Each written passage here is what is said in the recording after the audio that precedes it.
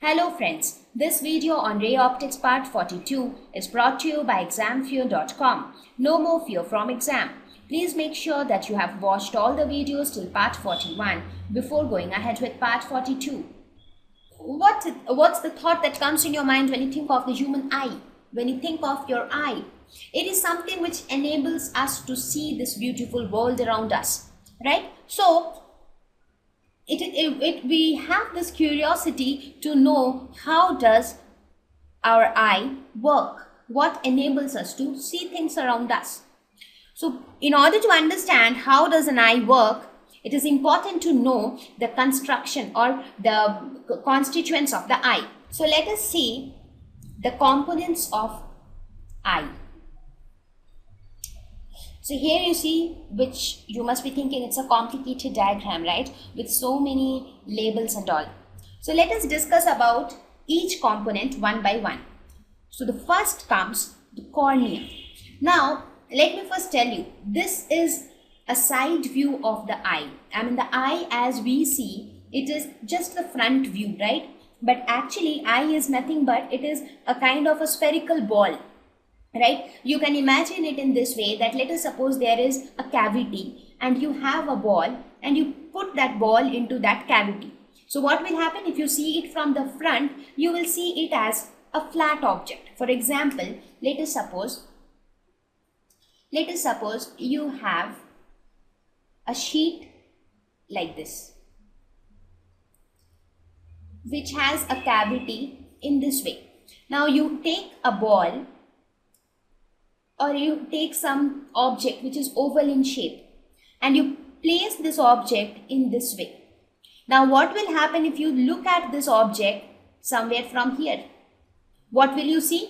You will just get a view like this entire plate with something like this. You will not get to know that this object is nothing but a kind of spherical thing because it is put inside a cavity. Right? Similarly, our eye is also like a spherical ball which is placed inside. So this is the side view of the eye.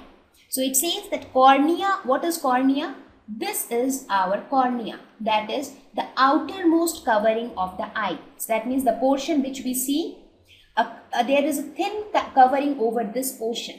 So this is the cornea. Now I will relate it to what we see also. I mean the eye which you see or which I see, I'll relate these components to that also in the next slide. But for now you just try to understand the internal structure.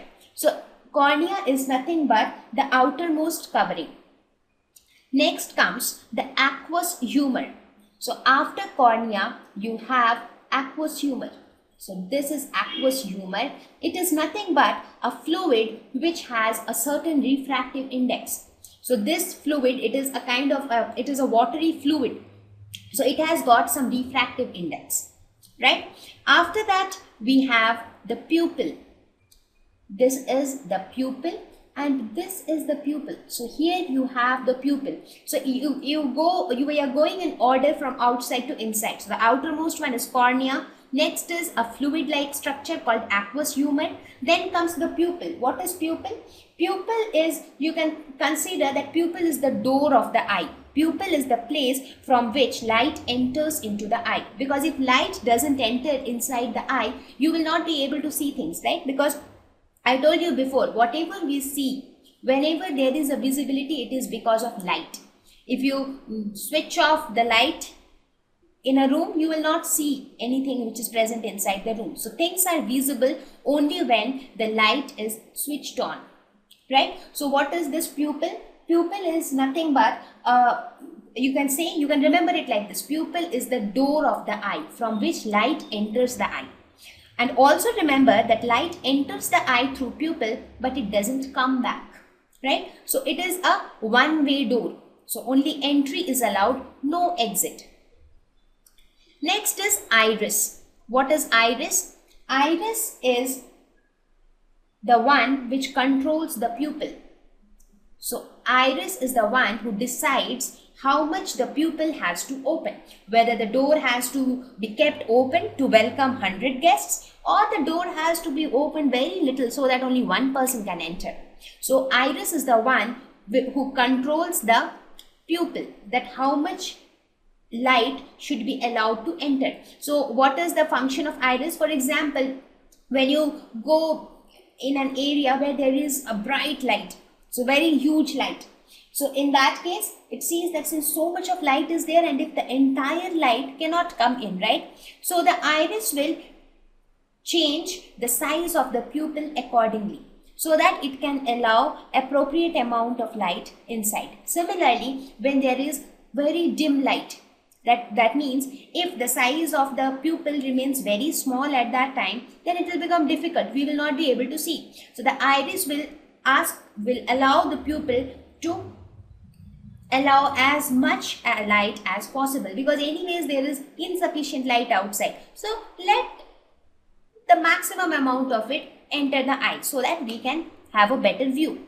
So this is the purpose of pupil and iris. Next is the lens. A lens has to be there, right? Because of this, I am telling you how we can say that the eye is nothing but an optical instrument. So here also the same things happen. Light is entering inside. The light will pass through a lens. So refraction will take place. So for us, there is an object outside. So the light from the object enters the eye. It passes through the lens, undergoes refraction, and an image is formed. So the same thing is happening, and then we are able to view that image, right? So it is very similar to refraction by lens, or the image formation by a lens. So here we have a lens. Then we have something called ciliary muscles. So this is the lens, and these are the ciliary muscles. So what do these ciliary muscles do? These ciliary muscles basically help to change the focal length of the lens. Now this lens, eye lens, is little different. It has got some flexibility. This lens can increase its focal length, this length can decrease its focal length, and this flexibility is provided by the ciliary muscles. The ciliary muscles are attached to the lens in such a way that it can flatten the lens, it can make it thinner. So the focal length will keep changing accordingly. Now when and how does the ciliary muscle changes the focal length? It depends on different situations. So we will look into that also. Then comes the vitreous humor, that is another aqueous, or that is another fluid-like structure. So here if you see, this entire region is filled with a fluid-like structure again, which is known as vitreous humor. And thereafter comes the most important one, that is the retina. Where is retina? So this region is the retina. So this is the region where image is actually formed. So retina is the place where the image is formed, and retina consists of something called rods and cones. And what are these rods and cones? They are nothing but receptors. That means retina is first point is retina is the place where image is formed, and secondly, retina consists of two different components, rods and cones. Now what are their purpose?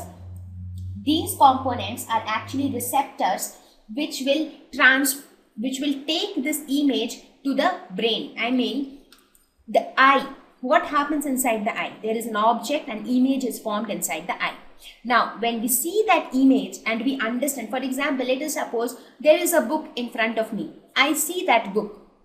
I am not only seeing that book, but by looking at that book, I am also able to understand that this is a book. That means my brain is coming into play. My brain is also playing some role, right? So viewing something also requires an involvement of your optic nerve, right? It also, so that these nerves, so these receptors, what they do, they basically transmit the signal. I mean, they basically transmit this entire image through the optic nerves, and then the brain actually converts it into what we see. So the brain actually helps us to understand also what we are seeing. So these rods and cones are nothing but receptors which try to understand what we are seeing and then transmit the same to the brain through the optic nerve, right? Okay, so now we got to know what are the different components present inside the eye. So let us have a quick review of the same. So we talked about cornea. So where is the cornea in our eye? So now here this is the front view and this is the side view. So cornea is nothing but it is like a thin plastic covering on this eye. So whatever we are seeing, this eye, it has got a thin covering, that is cornea. When we talk about pupil, this is the pupil. So this black dot inside which we see in the eye, that is actually the place through which light enters our eye. And what is iris? Iris was the one which controls how much pupil has to open. So iris is this region. So this region is iris, which will control the amount of light which has to enter through the pupil. Right, and then the remaining parts, that is aqueous humor and your lens and so on and so forth, we are not able to see them from the front view because lens and all, they are behind all these things. So from the front we are able to see only the cornea, the pupil and the iris, right, but the behind structures are not visible to us. So that is why, I mean, mostly in all the textbooks you will see that they will generally give this side view of the eye so that you can understand the structure inside the eye and you can also understand how image formation take place. So now how the image formation will take place, some object will lie here and some image will get formed here on the retina, so which we will be able to see, right? So we will talk about the image formation as well. Thank you. Please visit examfear.com to watch free educational videos, try free online tests, get the best quality study materials, study from the best tutors and mentors, and much more. Thank you once again.